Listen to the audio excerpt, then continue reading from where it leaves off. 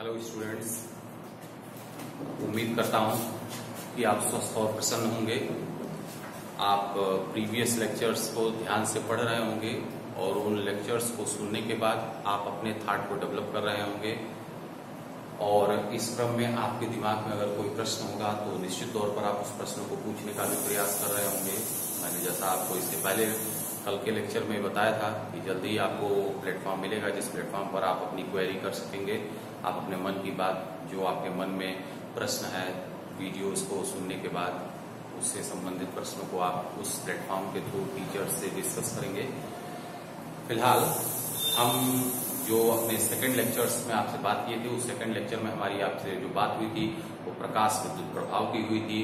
उस प्रकाश विद्युत प्रभाव के प्रायोगिक अध्ययन के ओर हम बढ़े थे और हमारी यह जानकारी बन चुकी थी कि 1887 में हर्ट्ज ने सबसे पहले प्रकाश विद्युत प्रभाव के बारे में जानकारी दी और फिर हम आगे बढ़े थे और हमारी जानकारी बनी थी कि बहुत सारे वैज्ञानिकों ने उसका प्रायोगिक अध्ययन करने का प्रयास किया और लिनार्ड और मिलिकन ने बेसिकली इसका जो प्रायोगिक अध्ययन किया था प्रकाश विद्युत प्रभाव का, उसको हम जानने का प्रयास किए थे और उसके लिए हम जो सिंपलेस्ट एपरेटस था, जो हमारा सबसे सरलतम उपकरण था, उस उपकरण को भी हम बनाए थे। चलिए मैं थोड़ा सा आपको बैकग्राउंड ले लेता हूं ताकि प्रायोगिक अध्ययन को, निष्कर्ष को जानने की ओर चलें। तो प्रायोगिक अध्ययन को भी 2 मिनट में हम डिस्कस कर लें और फिर उसको डिस्कस करने के बाद आगे की ओर बढ़ते हैं। तो जैसा हमारी इसके पहले दिनों में बात हुई थी, वो हमारी बात हुई थी लिनार्ड और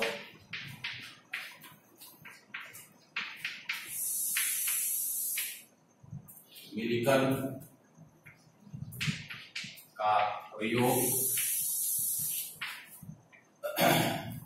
इसे आप सामान्य रूप से प्रकाश विद्युत प्रभाव का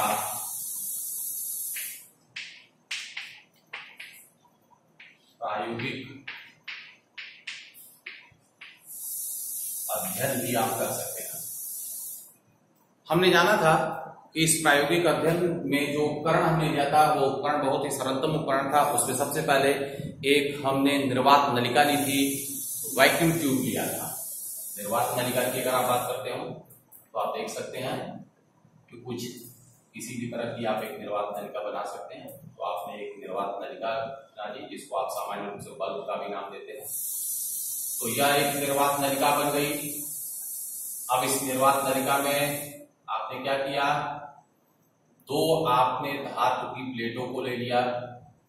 इन दोनों धातु की प्लेटों में से एक कैथोड, जो ऋण सिरे से, जो ऋण विभव से जोड़ा जाएगा, जो ऋणात्मक होगा वो कैथोड का काम करेगा और जो दूसरा धनात्मक होगा वो एनोड का काम करेगा। ये निर्भर करता है कि आप इसकी बायसिंग कैसे करते हैं, सर्किट को कैसे जोड़ते हैं।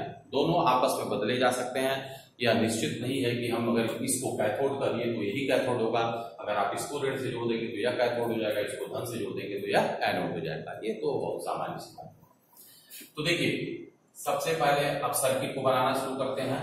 यह तार निकाल दिया गया, इस तार को आगे बढ़ाया गया और आगे बढ़ा करके अगर हम विभव को बदलना चाहते हैं तो क्या करेंगे, इसे वेरिएबल रजिस्टर, जिसको आप अपनी प्रयोगशाला में रिहास्टेट के नाम से जानते हैं, रिहास्टेट से जोड़ दिया गया। आप देख सकते हैं इस रिहास्टेट से, या निगेटिव टर्मिनल या पॉजिटिव, या निगेटिव या positive, negative positive, negative positive. तो इस तरह से आपने देखा कि फाइनली यह सिरा किससे आकर के जुड़ रहा है, ऋण सिरे से जुड़ रहा है, इसलिए यह किसका काम करेगा, कैथोड का काम करेगा। अब अगर आप देखें तो आप इस सिरे को आगे बढ़ाएंगे और आगे बढ़ाते हुए आप इस सिरे को ले आकर के क्या करेंगे, यहाँ जोड़ देंगे। ये आपने जोड़ दिया, यह सिरा आकर के धनावेशी सिरे से जुड़ रहा है, धनावेशी सिरे से जुड़ रहा है, इसलिए क्या हो गया, एनोड। तो C से कैथोड, A से एनोड, ये बात बहुत स्पष्ट है।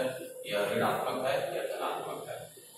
अब देखिए, अगर इन दोनों सिरों के बीच में क्या विभवांतर है, उस विभव को आप मापना चाहते हैं तो आप एक विभव मापी का इस्तेमाल कर सकते हैं। यह देख सकते हैं आपने एक विभव मापी लगा दिया, यह बताएगा कि सर्किट में क्या विभव, इन दोनों सिरों के बीच में क्या विभवांतर है। अगर आप सर्किट में बह रही करंट को भी पढ़ना चाहते हैं तो आप क्या करिए, यहाँ एक धारामापी का इस्तेमाल कर दीजिए। धारामापी के तौर पर मिली एमीटर, एमीटर, माइक्रोमीटर, ये सारी आपके पास चॉइस है। आप नॉर्मली यहाँ मिली एम्पियर के आर्डर की करंट पाते हैं तो आप क्या लगा दिए, मिली एमीटर लगा दिए। अब देखिए, यह तो लेनार्ड और मिल्टन का प्रायोगिक अध्ययन था, जिसको मैंने इसके पहले दिन बताया था, इसलिए मैं बहुत सामान्य रूप से आपको बताते चल रहा हूं। अब आप करेंगे क्या इस प्रयोग में, अब कैथोड पर क्या किया गया, प्रकाश को आपतित कराया गया। कैथोड पर प्रकाश को आपतित कराया गया। जब कैथोड पर प्रकाश आपतित हुआ तो क्या देखा गया, जैसे ही प्रकाश कैथोड पर आपतित हुआ, प्रकाश के आपतन के साथ ही जो आप देख रहे हैं धारामापी लगा हुआ था, जो मिली एमीटर लगा हुआ था, उस मिली एमीटर में विक्षेप उत्पन्न हो गया, मतलब सुई हिलने लगी। सुई का हिलना, विक्षेप का होना इस बात की गवाही रही कि इस परिपथ में धारा बहने लगी। अब यह धारा बह कैसे रही है, तो निश्चित तौर पर प्रकाश जब कैथोड पर पड़ा तो कैथोड से इलेक्ट्रॉन उत्सर्जित हुआ, और चूंकि सामने एनोड पॉजिटिव है तो इस एनोड के पॉजिटिव होने की वजह से जो उत्सर्जित इलेक्ट्रॉन थे उसको एनोड अपनी ओर आकर्षित करने लगा, और जिस कारण से आप पा रहे हैं कि धारा प्रवाहित होना शुरू हो गई। इसका मतलब यह है कि यह जो धारा है यह प्रकाश इलेक्ट्रॉनों के कारण से उत्पन्न हो रही है, जिस कारण से इस धारा को आप प्रकाश विद्युत धारा का नाम देंगे। समझे? तो प्रकाश विद्युत धारा आप इसे कह सकते हैं।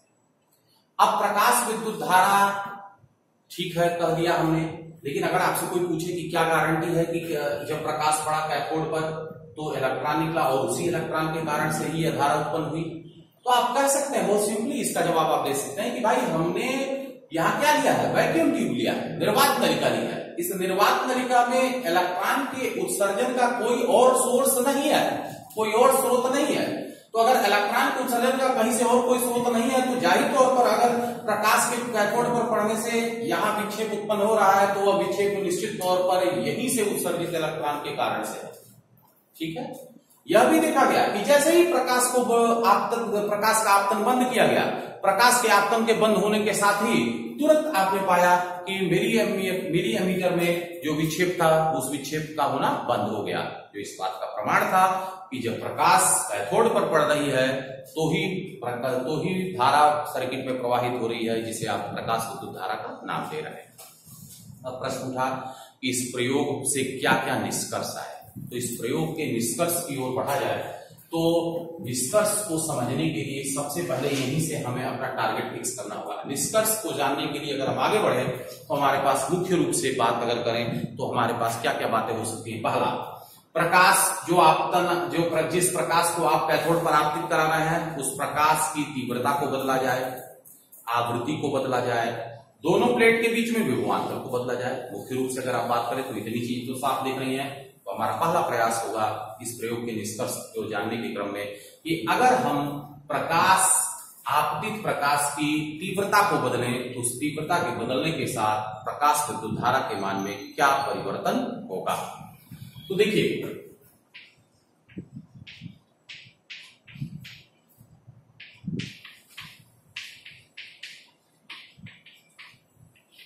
अब प्रयोग का निष्कर्ष जानने की ओर बढ़ते हैं। तो जो पहला निष्कर्ष है, वह जैसा मैंने आपको बताया कि प्रकाश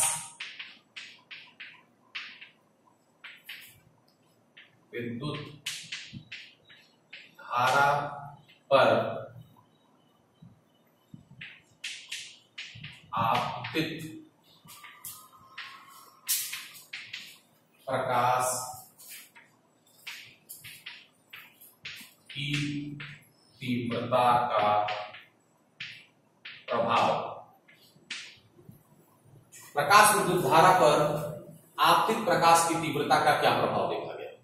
तो जाहिर तौर पर ग्राफ बनाने का सबसे पहले मैं जो इस प्रायोगिक अध्ययन से जो ग्राफ मिला मैं उसकी चर्चा आपसे करूंगा। उस ग्राफ को देखने के बाद फिर उसके बारे में हम आगे बढ़ेंगे, उसकी व्याख्या की ओर बढ़ेंगे कि ऐसा ग्राफ क्यों मिला।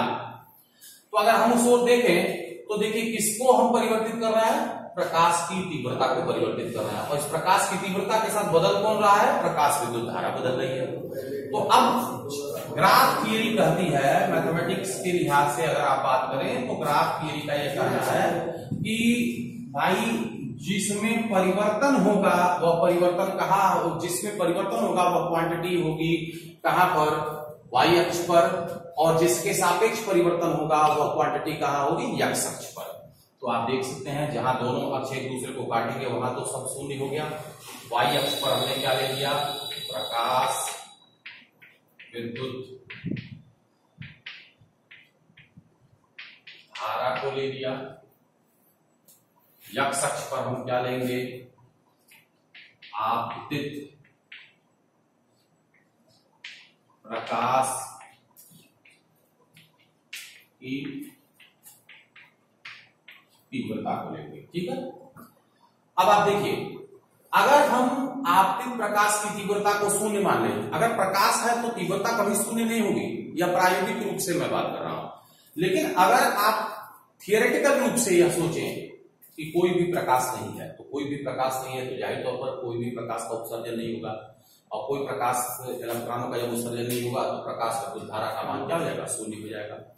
तो आप क्या निष्कर्ष मिला, निष्कर्ष में यह पाया गया कि जब प्रकाश नहीं था तो कोई भी प्रकाश विद्युत धारा नहीं थी, लेकिन जैसे जैसे आपतित प्रकाश की तीव्रता को हम बढ़ाते गए वैसे वैसे हमें प्रकाश विद्युत धारा बढ़ती हुई दिखाई दी, और यह ग्राफ कुछ इस तरह से रेखीय रूप से आगे की ओर बढ़ता हुआ चला।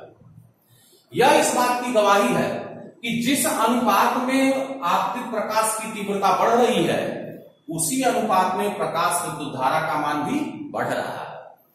और प्रकाश विद्युत धारा का मान तभी बढ़ सकता है जब तीव्रता के बढ़ने के साथ उत्सर्जित इलेक्ट्रॉनों की संख्या बढ़ जाए, क्योंकि आपको यह मालूम है कि जो इलेक्ट्रॉन का फ्लो होता है वही करंट धारा के लिए जिम्मेदार होता है। तो इसका मतलब बहुत साफ सी बात यहां से निकल के आई।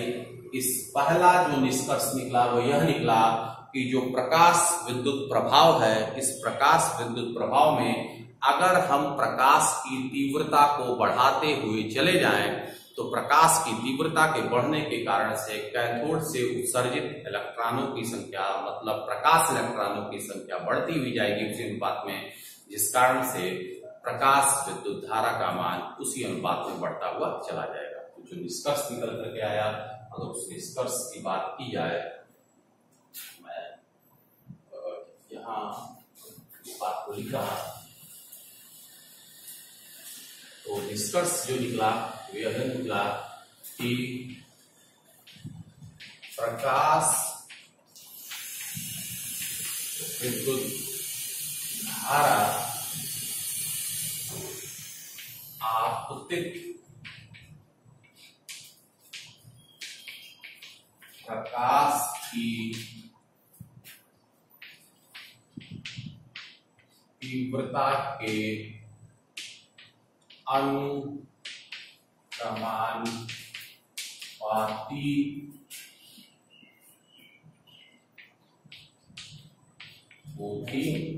है।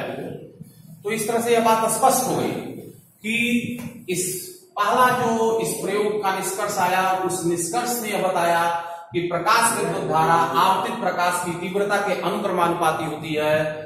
हम कह सकते हैं कि photo electric current is directly proportional to the intensity of incident radiation. ये पहला निष्कर्ष निकला। ठीक है, हमने इस ग्राफ की व्याख्या के तौर पर यह जानकारी पाई। यह ग्राफ तो प्रायोगिक ग्राफ था, प्रायोगिक अध्ययन के आधार पर आया था, लेकिन इसकी व्याख्या के तौर पर हमारी यह जानकारी बनी कि तीव्रता के बढ़ने के साथ चूंकि उत्सर्जित इलेक्ट्रॉनों की संख्या, फोटो इलेक्ट्रॉनों की संख्या बढ़ गई, और फोटो इलेक्ट्रॉनों की संख्या के बढ़ने के साथ ही प्रकाश विद्युत धारा का मान बढ़ता हुआ चला गया। ये पहला निष्कर्ष आया। अब इस प्रयोग के दूसरे निष्कर्ष की ओर अगर हम बढ़े तो दूसरा निष्कर्ष हमारे पास निकल करके सामने आया कि अगर हम प्रकाश विद्युत देखिए आपतित प्रकाश की आवृत्ति को फिक्स कर दें और क्या करें, एनोड विभव को परिवर्तित करें, तो एनोड विभव के साथ किस तरह से प्रकाश विद्युत धारा पर प्रभाव देखा जाएगा, हमारा अगला उद्देश्य भी होगा। तो इस अगले उद्देश्य की ओर हम बढ़ेंगे, तो हम अगले लेक्चर में इस अगले उद्देश्य की ओर बढ़ेंगे और अगले लेक्चर में इस प्रयोग का लगभग इस प्रयोग का पूरा निष्कर्ष हमारा पूरा होगा। तो आज के लिए इतना ही। आप इस वीडियो को देखें और इसे लाभान्वित हो। धन्यवाद।